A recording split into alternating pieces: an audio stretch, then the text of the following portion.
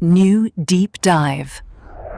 Welcome to the Deep Dive. Today, we're really digging into the next generation of satellite internet, specifically Starlink V3. That's right. We've got company reports, analyses. We want to give you, our listener, the real picture of what these new satellites can do and just how big this whole thing is getting. And it's important to understand, these V3s aren't just a small step up.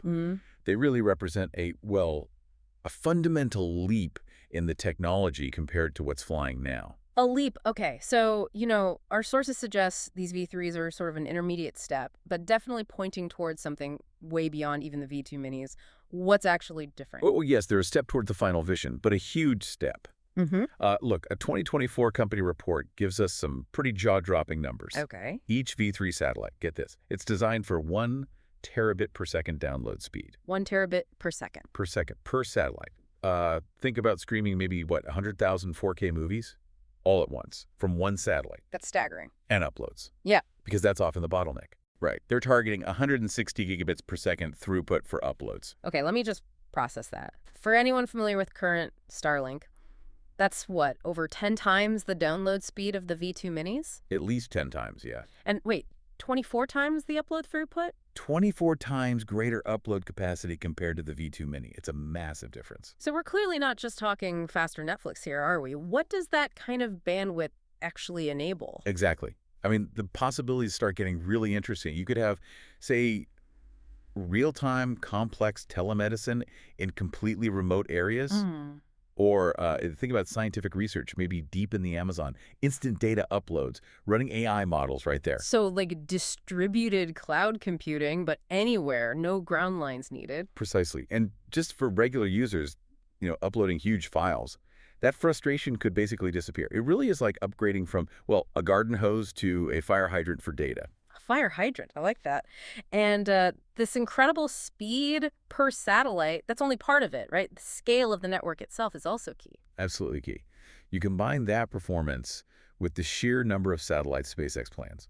Yeah. The ultimate goal we're seeing in the sources is nearly 12,000 Starlink satellites in total. 12,000. Which builds this incredibly dense, resilient mesh network around the globe. It can potentially bypass a lot of traditional ground infrastructure issues. And I saw numbers even bigger than that, potentially. Something like... Well, yes. There's potential, if they get all the regulatory green lights, to expand eventually to 34,400 satellites. 34,000, just managing that.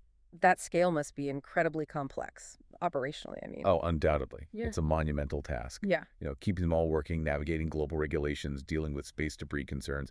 It's huge. Right. But if they pull it off, this combination of scale and V3's capability, it really could change global connectivity fundamentally. That's it. Well, think about bringing genuine high-speed internet to places that have always been left behind.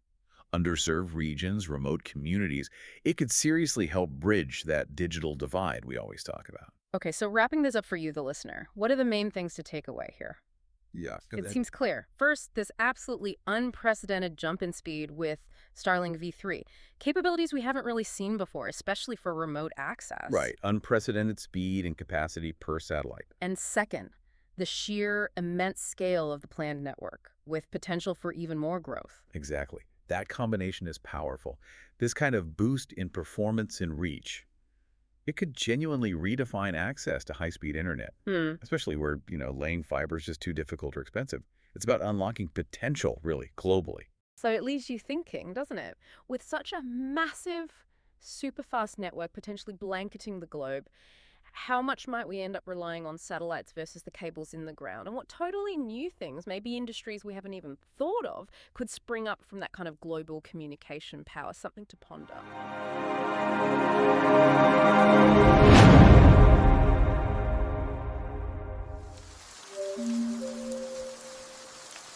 Subscribe. New Deep Dive.